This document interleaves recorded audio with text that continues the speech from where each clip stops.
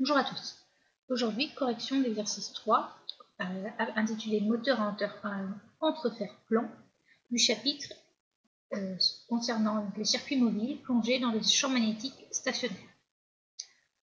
Alors, de quoi est-il question? Un moteur à courant continu à entrefer plan constitué d'une roue en plastique de rayon A, de moment d'inertie J, pouvant pivoter sans frottement autour de son axe O, UZ.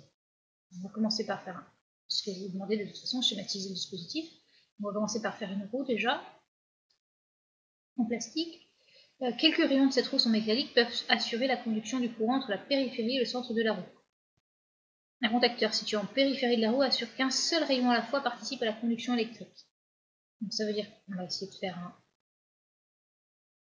un cercle, plus ou moins circulaire. Donc des rayons, quelques-uns qui passent par le centre. Alors on a dit le centre OUZ, donc on va le placer comme ceci, mais c'est rien. On prend comme ça. Donc, UZ pointant vers nous. Voilà. Alors donc on va rajouter quelques rayons quand même. Hop. Bon, c'est mal fait. Alors un contacteur donc permet qu'il y ait contact entre un rayon. Ici on va faire le contacteur et l'extrémité. Donc là, lorsque ce rayon est en contact ici avec le contacteur, le circuit est fermé. Voilà. Un circuit filiforme qu'un seul rayon à la fois participe à la conduction électrique. Le circuit est alimenté par un.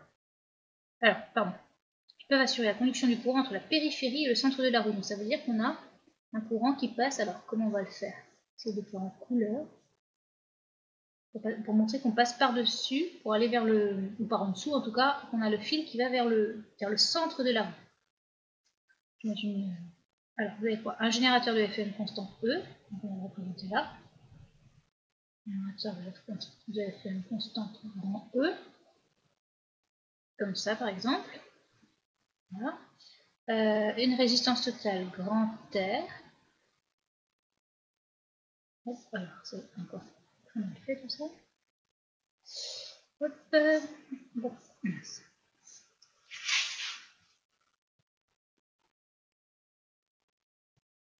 voilà, hop, ici. Qu'est-ce qu'on a d'autre? C'est tout. Oui, donc on va pouvoir relier le circuit électrique là. Et ici, alors je vais montrer, mince. Tac, hop. En fait, on relie directement au centre ici. Donc là, le circuit, je mets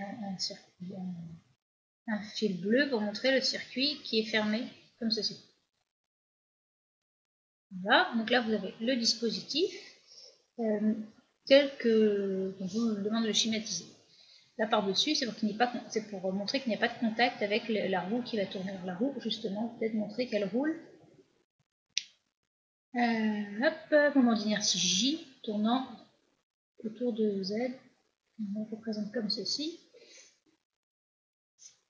Un courant I va passer. Comme ça. Alors, donc on a quoi d'autre? Un champ magnétique uniforme BUZ. Donc le champ magnétique uniforme B porté par UZ, comme ceci. Oméga la vitesse angulaire de rotation de la roue autour de l'axe. Ok. Donc là, on a un vecteur vitesse angulaire oméga porté par UZ. Oméga UZ. Voilà. Donner le schéma électrique équivalent au circuit, établir l'équation électrique. D'accord. Donc là maintenant, donc ça c'est on a un générateur. La résistance, on ne la voit pas explicitement, enfin, on sait qu'elle est présente. Et ici vous avez la roue. Maintenant il faut faire le schéma électrique, c'est-à-dire on a toujours la FEM extérieure. Alors sauf que maintenant on va avoir une FEM induite. On peut la prédire. Vous connaissez. Pourquoi est-ce qu'on va avoir une FEM induite? Parce qu'on a un flux de champ magnétique variable dt sur dt que l'on va exprimer. Donc là, en fait, maintenant, nous avons donc la résistance R et une FEM induite. C'est comme si vous aviez un générateur de FEM induite en plus dans le circuit. Donc voilà. Alors cette FEM induite, maintenant, il faut donc établir l'équation électrique. Eh bien, On va d'abord, donc on sait que le flux s'agit d'un moins d sur dt, la double intégrale sur la surface de b scalaire ds. Donc j'écris l'expression générale pour le flux, l'intégrale, la double intégrale de b scalaire ds. Et maintenant il va falloir que l'on identifie un vecteur élémentaire, un vecteur surface élémentaire, qui va être balayé par unité de temps. Donc en fait, là on est en coordonnées cylindriques, coordonnées cylindriques. Là pour le coup, cet exercice est un exercice typiquement de SP, on va dire. Vous pouvez avoir ce genre d'exercice à l'oral. Donc si on prend le rayon ici, là, il va balayer, comme étant donné que la roue tourne, il balaye une certaine aire par unité de temps. Donc si je refais la roue, comme ceci, eh bien il va falloir trouver quelle est l'aire balayée par unité de temps. Alors, si je prends une portion comme ça c'est le centre, normalement, eh bien en fait, l'aire élémentaire, c'est celle-ci. Toute petite aire élémentaire d'expression. Alors je vais l'écrire comme c'est un élément de surface D2S. D2S parce qu'on va avoir deux grandeurs infinitésimales. Alors où sont-elles? Je vais refaire quelque chose d'un peu plus grand. Hop, je fais un petit zoom. Hop, là c'est la portion de fromage ici. Comme ça. Donc là, l'épaisseur, ça c'est très simple. Donc on est à la distance. Alors, on en a déjà parlé. C'est peut-être l'occasion d'en reparler. Ici, vous êtes à R. Donc là, c'est R. Ceci a une épaisseur dr. Et donc, vous êtes à R plus dr à ce niveau-là. Et l'air, et la surface ici. Alors, cette longueur ici n'est pas la même que celle-ci. Vous êtes d'accord sur le schéma. Sauf que cet élément ici dr étant tellement petit, on va considérer que vous n'allez conserver qu'un seul infinitésimal, une seule grandeur infinitésimale. Eh bien, vous allez dire qu'il s'agit de cette longueur-là est égale à r dθ. En rouge, la longueur r dθ. Vous allez me dire, là, cette longueur ici, c'est r plus dr fois dθ. Sauf que, si je l'écris ici, r plus dr dθ, le dr dθ est un infiniment petit d'ordre 2, donc infiniment plus petit que le r dθ. Donc on le néglige, on va le négliger dans l'expression d'après. J'efface pour faire de la place. Vous reverrez ça évidemment l'an prochain, beaucoup plus obligatoirement. Hop. Donc là maintenant D2S. Hop, D2S, eh bien il s'agit de R dθ, la longueur ici, multiplié par ceci. Donc là, l'air est ici, cette petite r, multiplié par dr. Or, qu'est-ce qui va changer au cours du temps? C'est oméga qui change. Parce qu'en fait, on aurait pu très bien, au lieu de prendre cet élément-là, prendre toute la portion de fromage, c'est-à-dire tout ça. Tout ça, parce que à ce moment-là, mince, je l'ai fait très mal, tout ceci là, tout ceci, eh bien, ne change pas au cours du temps. On est à la même, le champ B, le rayon pardon, va balayer simplement. Ce qui va changer, c'est la portion dθ, r dθ ici, balayée. Même d'ailleurs, ce ne serait pas r, ce serait a dθ balayé. Donc, hop, c'est un a ça. Ce que l'on peut obtenir, c'est maintenant une autre aire. J'aurais dû la faire en une autre couleur. Je vais la faire en rose. Cette aire-là, qui est toujours une aire infinitésimale, mais qui n'est plus une aire infinitésimale sur, qui comporte deux éléments infinitésimaux, mais seulement un, ds, parce que vous intégrez de r égale 0 à a, le rayon étant de longueur a, de r dθ, multiplié par l'intégrale, l'intégrale justement, parce qu'on garde un infiniment petit, une aire infinitésimale, par c'est pas des θ. C'est dr ici, et justement multiplié par dθ.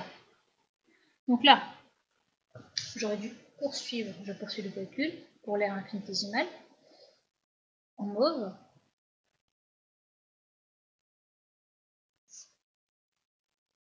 Hop, cette aire infinitésimale.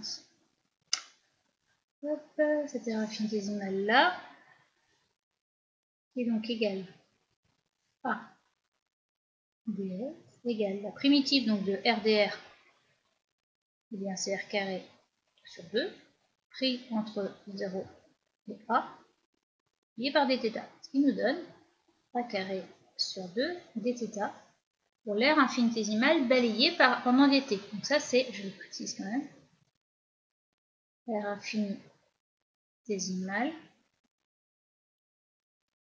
balayée par un rayon. Le rayon c'est étant ça là, pendant dt, pendant l'intervalle de temps infinitésimal dt. Intervalle de temps infinitésimal. Vous n'êtes pas obligé de rédiger tout ça évidemment. dt. Maintenant que nous avons l'aire infinitésimale, on va pouvoir exprimer E induite. Donc moins d de phi sur dt égale moins la dérivée par rapport au temps de l'intégrale. Donc là maintenant ça va être simplement l'intégrale, on va écrire l'expression. On va pouvoir sortir hop là. On va pouvoir sortir le BDS. Alors, le truc c'est que je réécris l'expression exacte. C'est un D2S si on fait comme ceci. B étant uniforme, on peut sortir, et stationnaire, B uniforme, stationnaire. Par contre, attention, DS varie pendant dt. D2S varie pendant dt à cause de la variation angulaire de θ. Donc on se retrouve avec moins d sur dt. On peut laisser le... je mets le b devant. Moins hop, b. Et donc l'expression qu'on a obtenue, c'est 1 demi de a carré. Et là, on se rend compte que... alors je vais laisser, on intègre sur θ, mais sans donner de variable. On n'intègre pas en donnant de variable parce qu'on veut quelque chose qui dépend toujours du temps. Donc ça nous donne moins b, 1 demi, pour 1 demi de a carré dθ sur dt. Et ceci est égal à oméga, la vitesse angulaire. Donc ça nous donne moins b a carré oméga sur 2 pour la FEM 1,8. Alors, si maintenant on applique la loi des mailles dans le circuit, vous avez donc E plus E induite égale RI. Ce qui nous donne donc E moins 1 demi de B a carré oméga égale RI. Et on voit que l'on couple dès maintenant une grandeur mécanique ici à une grandeur électrique ici. Mécanique, c'est la pulsation ici mécanique de la roue, vitesse angulaire de rotation de la roue. Vitesse angulaire de rotation de la roue. Donc c'est quelque chose de mécanique, de purement mécanique. C'est quelque chose donc ça, l'intensité, c'est quelque chose de commun à tous les exercices d'induction. Vous couplez des grandeurs électriques et des grandeurs mécaniques. Voilà, maintenant nous poursuivons. Donc l'exercice, on vous demande ensuite déterminer le moment par rapport à l'axe OUZ des actions de Laplace subies par le rotor. Alors déjà, on va peut-être commencer par exprimer la force de Laplace. Donc la force de Laplace, vous connaissez son expression, c'est l'intégrale de I dl vectoriel B sur tout le conducteur. Et bien là, donc on va revenir au schéma que l'on a effectué. Alors, j'aurais dû représenter donc ici une base locale. Donc ici, on a ER. Si je prends le point M ici, ER, UR. Étant donné le sens de rotation de la roue, vous avez Uθ ici. Et donc UR, Uθ, et UZ qui pointe la normale vers le haut du tableau, vers vous. UR, Uθ, UZ. Donc là, le conducteur est orienté du fait du choix du schéma que j'ai effectué selon moins UR, l'intensité.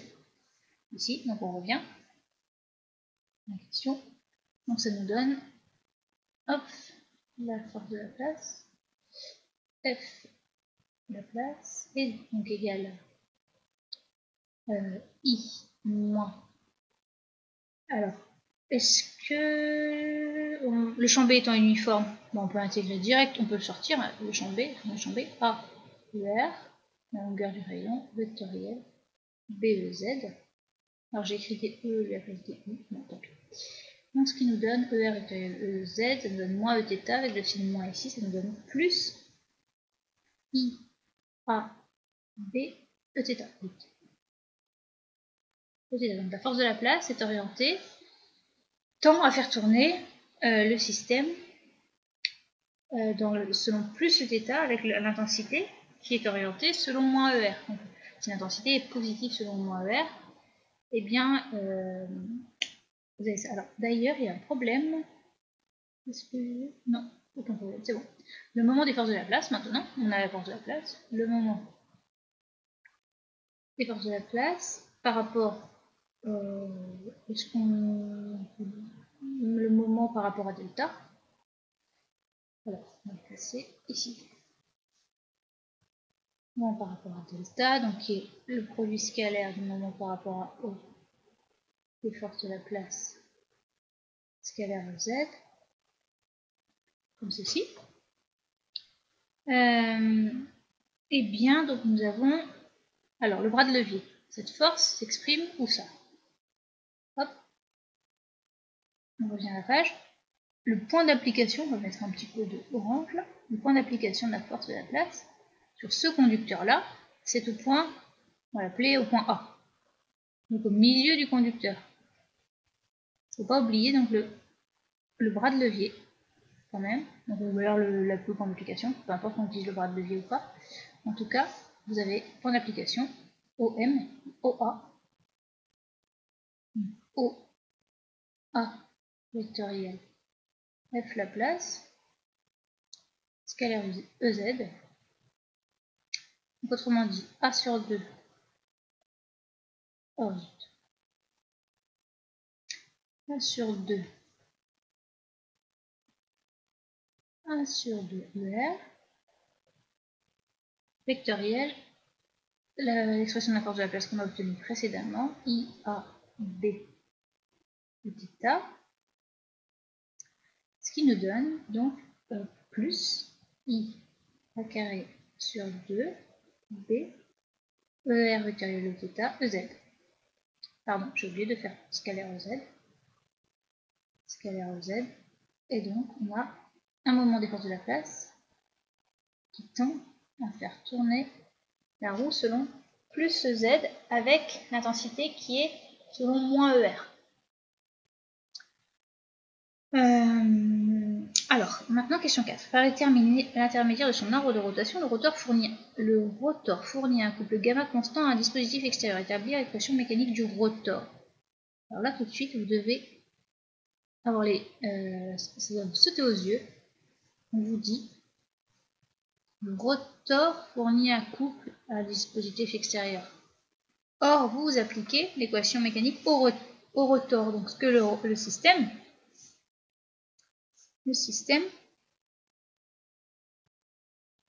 c'est bien le rotor et Donc vous allez utiliser donc référentiel terrestre, ami galiléen, etc. Voilà. Et maintenant, vous avez utilisé, étant donné qu'on vous donne un couple, les expressions de couple, vous allez certainement utiliser la loi de la loi du moment cinétique. Loi du moment cinétique. Et donc, vous allez faire un bilan, c'est-à-dire appliqué au solide,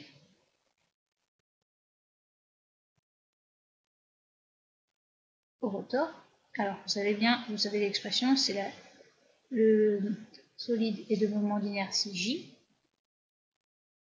J θ point, J θ point, pardon, donc J d de oméga sur dt égale la somme des moments par rapport à delta de toutes les forces qui s'appliquent. Alors, déjà, on a le moment des forces de Laplace, j'aurais dû préciser d'ailleurs, on l'a écrit ici, donc c'est le moment par rapport à delta des forces de Laplace, on l'a déterminé. Et, alors là, c'est attention, le rotor fournit un couple gamma constant à un dispositif extérieur, donc ça veut dire que le rotor reçoit de la part du dispositif extérieur moins gamma de la part, il ne faut pas se tromper dans la lecture, hein, parce que ça c'est quelque chose d'extrêmement fréquent, les énoncés, les réacteurs de sujet adorent faire ça, le rotor reçoit moins gamma de la part du dispositif extérieur. Donc ça veut dire qu'on a moins gamma ici à ajouter. Ce qui nous donne donc l'équation. Eh bien, il nous suffit de réécrire J oméga point égale, donc le moment des forces de Laplace, est bien I A carré B sur 2 moins gamma. Voilà pour l'équation. Maintenant, question d'après. Alors je vais réécrire parce que je ne dis pas. La question d'après, on vous demande en déduire une équation différentielle vérifiée par oméga, l'écrire sous forme canonique en introduisant un temps caractéristique, taux, une grandeur constante et une grandeur constante homogène à une vitesse singulière oméga L. Ok, on va devoir résoudre, d'accord. Donc ça veut dire qu'en fait on a besoin des équations électriques et mécaniques finalement qui étaient toutes les deux couplées. E égale, on a dit, zut. Je les reprends, donc on a dit E moins 1 demi de B à carré oméga égale RI, la première, et la deuxième, J oméga point égale moins gamma plus 1 demi de A carré I B. Et comme ça, oui. Alors, donc ici, il nous suffit peut-être d'isoler le I et le réinjecter là. Donc là, le I, là c'est I tout simplement, je serais obligée d'écrire I moins 1 demi de A carré B oméga 1 sur R. Et donc ici, oméga point. Donc je réinjecte plus. Alors, donc ici on a 1 demi de A carré B fois 1 demi de A carré B sur R. Le moins égale ici, donc, et puis passant de l'autre côté, ça nous a plus, oméga. C'est bon, et ça c'est égal donc à moins gamma sur... Ah, j'ai oublié le J. Moins gamma sur J. Donc, et ici, plus 1 demi de A carré B sur R. Voilà, c'est bon, je vérifie l'homogénéité, le J. Le J ici, voilà, et donc maintenant on va pouvoir exprimer l'équation plus simplifiée. Donc, alors 1 demi de A carré B au carré plus fois 1 sur J oméga égale moins, bon je fais pas la même chose, plus 1 demi de A carré B Voilà. Et là, on va identifier ce qui est dit dans l'énoncé. Donc là, on va tout de suite, on voit une équation différentielle du premier ordre. Donc ici, par analyse dimensionnelle, étant donné qu'ici, vous avez d de oméga sur le t. Ici, vous identifiez un sur tout, l'inverse d'un temps ici. Et le second membre, la valeur prise par oméga est la valeur en régime permanent. En fait, le second membre correspond à 1 demi de a carré b carré sur rj, non, le tout au carré divisé par rj, oméga L égale ceci. Donc ici, on va avoir en fait taux fois oméga limite finalement. Oh, pardon, oméga limite sur taux. Oméga limite sur taux, ou on va peut-être l'exprimer, oméga limite est donc égal à donc moins gamma sur j plus. Donc on va tout diviser par 1 demi de a carré b. Donc ici on a le E divisé, donc le 2 est ici, sur a carré b. Voilà. Pour le second membre,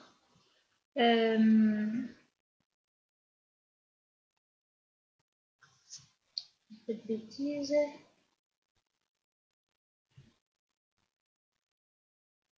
Voilà le taux est bien celui-ci. Donc b carré, je divise par b à carré, le 2 déjà là. Oui, ça doit être ça. Pardon, ici j'ai oublié de diviser par, hop là, je vais rajouter ce terme-là dans le deuxième terme qui est correct. Par contre, celui-ci n'est pas correct. Donc vous avez, ça c'était bon, moins gamma, donc le J disparaît, le R est ici, le 2 a carré, non, 2 sur a carré B au carré, et ici la gamma. Hop. Voilà, ça c'est mon R qui est mal fait. Voilà donc pour l'expression de oméga limite, on va voir, on en aura besoin pour tout à l'heure. Donc là on a répondu, résoudre l'équation différentielle, non, bon, on va résoudre quand même. L'intérêt de positionner des grandeurs, enfin des grandeurs oméga L, taux, etc., c'est évidemment de ne pas traîner toutes les autres grandeurs. L'équation. Donc on a d de oméga sur dt plus oméga sur taux égale oméga L sur taux. Là, c'est un L en indice. Là, il n'y a rien de plus simple comme la résolution de l'équation différentielle. On ne peut pas avoir plus simple. Hop, donc vous avez oméga de t égale a exponentiellement t sur taux plus oméga L et détermination de a oméga de 0. Alors, est-ce qu'on nous a dit? Oui, certainement. On nous a dit que vitesse angulaire initiale, oméga égale 0. D'accord. Oméga 0 égale 0. Ce qui nous donne donc oméga de t égale oméga L, facteur de 1 moins. Je vais écrire ici a plus oméga L. Oméga L, a égale moins oméga L. Donc exponentielle moins t sur. Donc là, voilà pour la résolution. On ne peut pas obtenir une équation différentielle plus simple. Maintenant, que vous demande-t-on? On vous demande, lorsque le régime permanent de rotation est atteint, tracez oméga L en fonction de gamma et commentez le graphe obtenu. Alors déjà, il faut qu'on réécrive oméga L en fonction de gamma. Donc, oméga L en fonction de gamma, je pense que c'était pas utile d'ailleurs. C'était ceci. Donc on avait oméga L en fonction de gamma.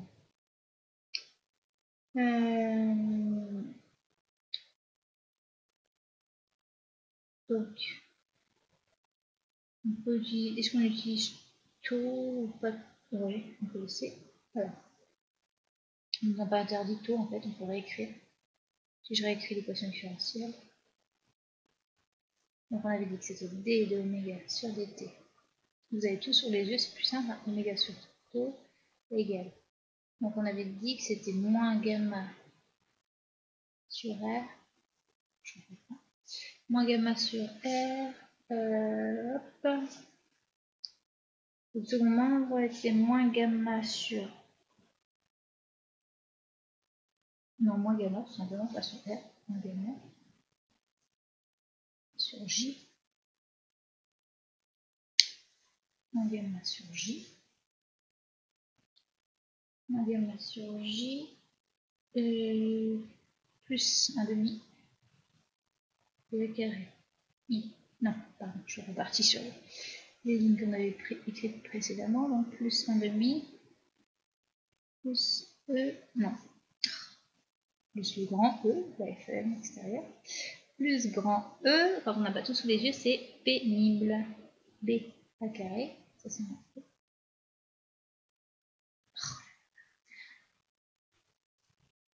Donc E, B à carré, sur 2R, J. Voilà, et donc là, on identifie ceci à oméga L sur taux. Et donc on va pouvoir dire qu'oméga L, c'est taux facteur de moins gamma sur J plus E, B à carré sur 2R, J. Bon. Alors maintenant, donc, on nous a dit de tracer oméga la fonction gamma, commenter le graphe optimal. Bon. On va faire un graphe. Hop.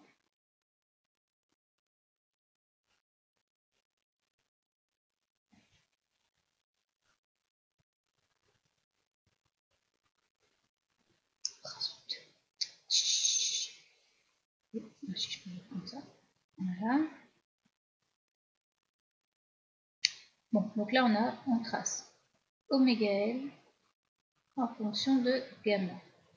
On s'aperçoit qu'on a une fonction affine de pente moins taux sur J et d'ordonnée à l'origine taux E B à carré sur RJ. Donc on va prendre un connecteur là, hop, là. On va avoir un truc de ce type là avec ici la pente. Donc on a dit moins taux sur J, on identifie ici directement, et l'ordonnée à l'origine, hop, donc c'est taux E B au carré. On peut certainement simplifier sur 2RJ avec taux et l'expression de taux et EB à carré certainement, parce qu'on sait que taux c'est avec taux. Or, taux, on a dit que c'était. Je l'ai sous les yeux, celui-là, c'est donc JR sur ordonnée.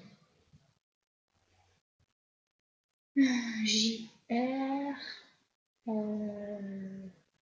2 sur A carré B, ça au carré.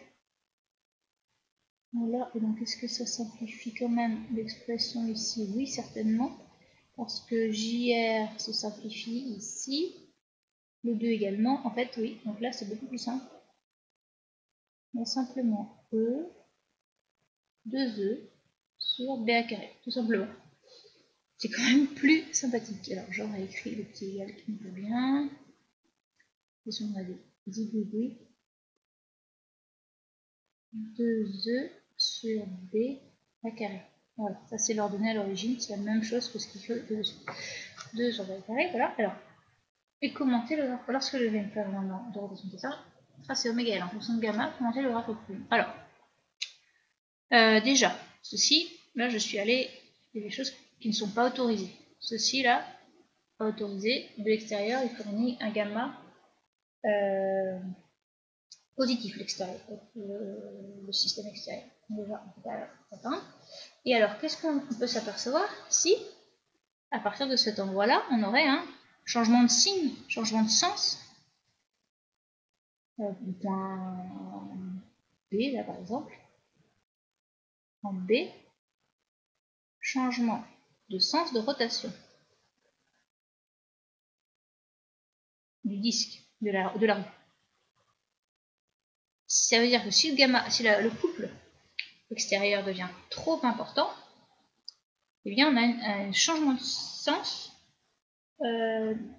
surtout la vitesse angulaire donc devient négative. Donc on va dire si oméga L supérieur à, pardon, oméga la critique, si gamma, donc là on va appeler gamma critique, et ici on va l'appeler le gamma critique, si gamma supérieur à gamma critique, oméga L devient négatif.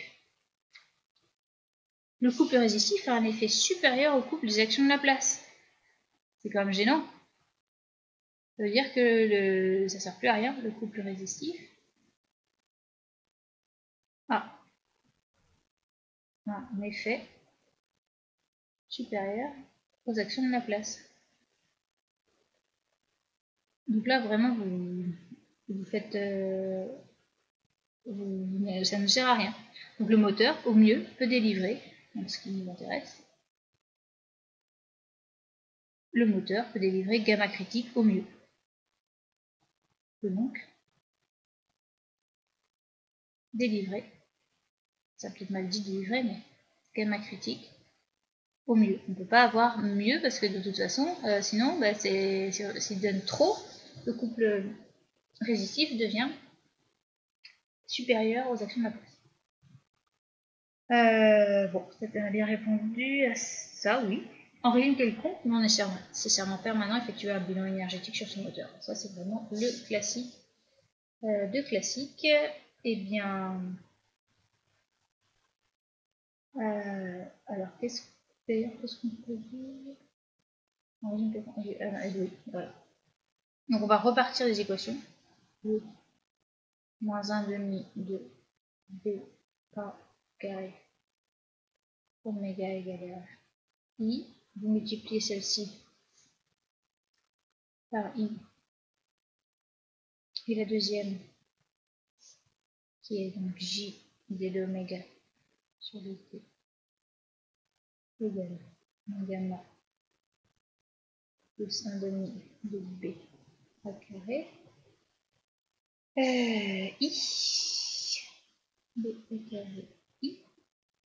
Nous multiplions donc celle-ci par oméga. Ça veut dire à l'ensemble des deux côtés, hein. C'est l'équation 1 et l'équation 2, pas simplement le second évidemment. Donc on a ici oméga, I carré, I. Et là on s'aperçoit,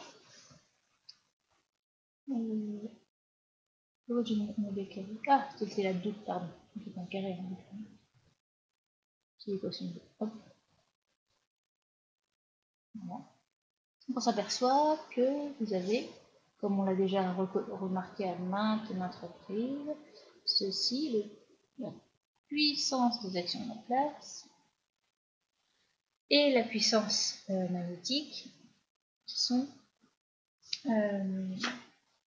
eh bien, donc terme énergie, on va commenter terme à terme, on va pouvoir remplacer.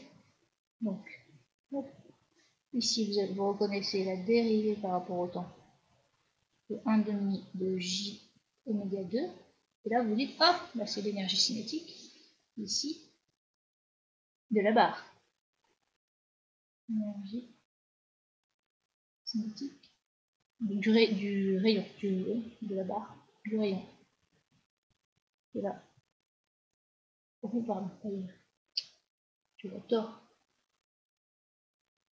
Hop, c'est simplement un rayon du rotor. Ensuite, si vous poursuivez le bilan, donc vous avez moins gamma oméga, donc qui est, j'aurais peut-être pu le mettre en autre 3, si je le mets là, l'énergie cinétique. Donc ça c'est c'est l'énergie reçue Alors, je vais le mettre de l'autre côté, parce que sinon ça ne verra pas bien si on fait un bilan d'énergie pour le système. Je vais mettre de ce côté, hop, je le place de ce côté. Donc là, c'est la puissance mécanique qui va être cédée à l'extérieur. Puissance cédée à l'extérieur, moins. Alors, j'aurais dû le mettre moins gamma pour remarquer qu'il s'agit d'un 2. Tout ça, c'est la puissance cédée à l'extérieur.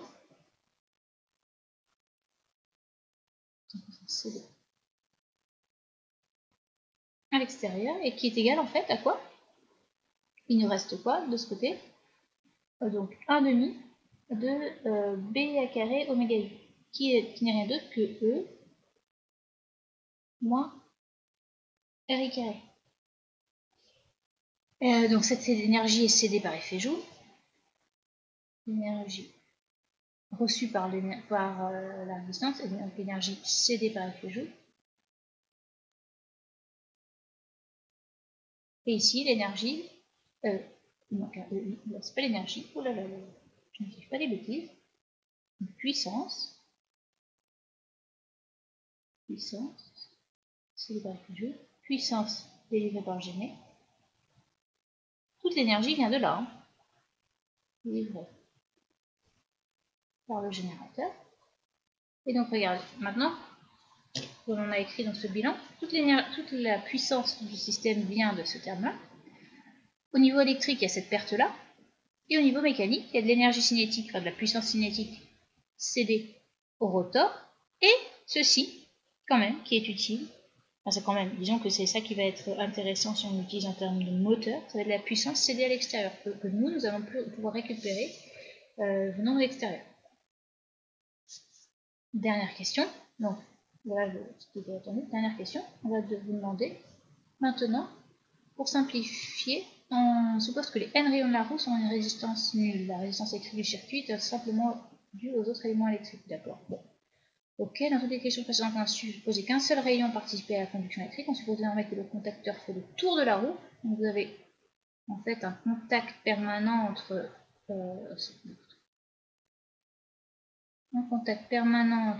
tous les rayons. Donc vous avez vraiment un... Oh là là là. Bon, on va arrêter. Comme ceci, un contact tout autour ici en permanence. Et donc, le passage du courant se fait dans tous les rayons simultanément. On admet que la FEM induite dans chaque rayon la même expression que la FEM due au mouvement d'un seul rayon. Les équations électriques et mécaniques sont-elles modifiées? Quel intérêt alimenter tous les rayons en même temps? Alors, donc maintenant, en fait, chaque rayon est équivalent à un générateur. Lui, de FEM, est équivalent à 1 géné de FEM induite. E induite, on va mettre E' pour ne pas confondre avec tout à l'heure, E' induite, comme tout à l'heure en fait, on va revoir, les expressions sont les mêmes, 1 demi de A carré B oméga. Et chaque rayon est parcouru par quelle intensité? Par I' maintenant, qui est l'intensité donnée par le générateur, mais cette fois divisée par l'ensemble des rayons. Donc, c'est-à-dire la force de la place subie par chaque rayon, F la place subie par un rayon, c'est simplement la force de la place, tout de tout à l'heure, divisé par n. Parce que l'intensité de 1, l'intensité que reçoit un des rayons, c'est l'intensité précédente divisée par n. Mais le moment des forces de la place totale, vous allez devoir sommer sur les n rayons. Donc en fait, vous avez n moments de F la place subi par un seul rayon. Donc le moment est le même, inchangé.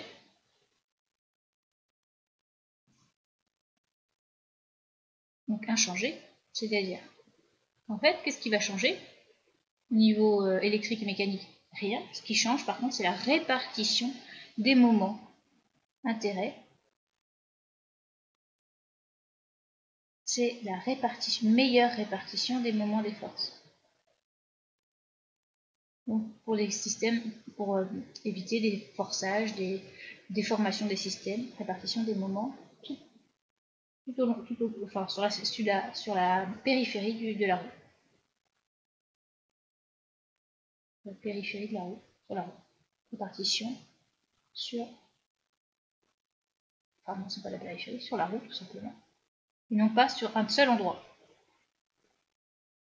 Beaucoup moins d'efforts, pas de vibrations. Enfin, on limite les vibrations. On limite